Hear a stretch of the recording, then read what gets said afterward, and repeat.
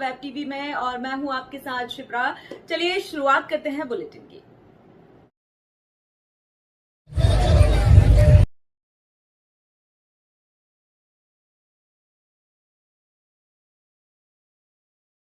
तो 32वां जन्मदिन बड़े ही धूमधाम से भारत में मनाया जा रहा है। महू में भी उनका जन्मदिन बड़े ही धूमधाम से मनाया जन्मभूमि का गया। इतिहास के बारे में इस बताइए, अवसर किस तरह से पर आइए हम जगह जो है जानते वो हैं उनके जन्मस्थली महू के क्या बारे में। घटनाक्रम है। बाबा साहब के पिताजी यहाँ रहते थे, आए थे कोर्स करने अंग्रेजों के ज़माने में। उस ज़माने में बाबा साहब का जन्म हो गया। जन्म होने के बाद 2-2.5 साल के रहे और उसके बाद वो कोल्हापुर चले गए। और ये खोज हुई गई यहाँ के सारे स्थानीय लोगों ने, जिसमें हरिश्चंद्र वाघमारे, विठ्ठलदास जी कर्डक और बड़े लोग थे, पूरा महार समाज था। उसके बाद बनते जी खुद स्वयं यहाँ पर आए भंडारा जिले के, जिन्होंने ये प्रयत्न किया है कि मैं बाबा साहब की जन्मभूमि को खोज के रहूँगा।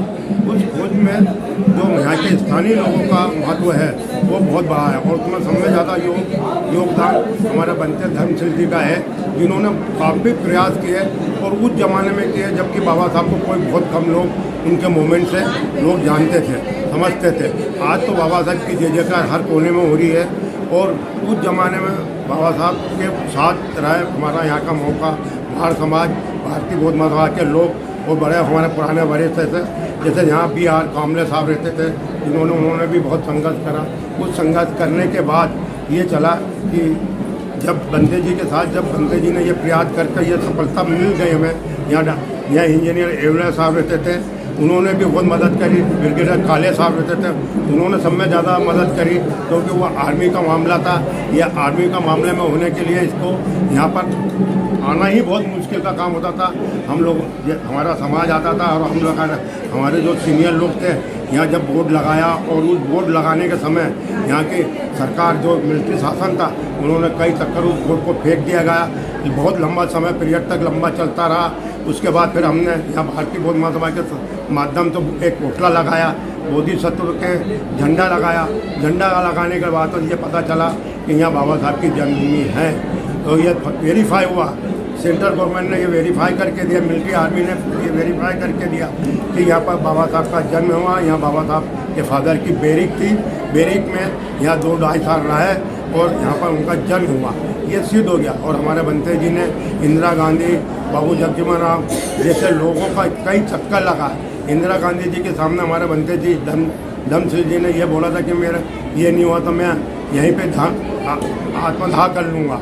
ये सब में बड़ा वक्ता था उस ज़माने में ये वक्तव्य देना मैंने बहुत बड़ा क्रांतिकारी काम था।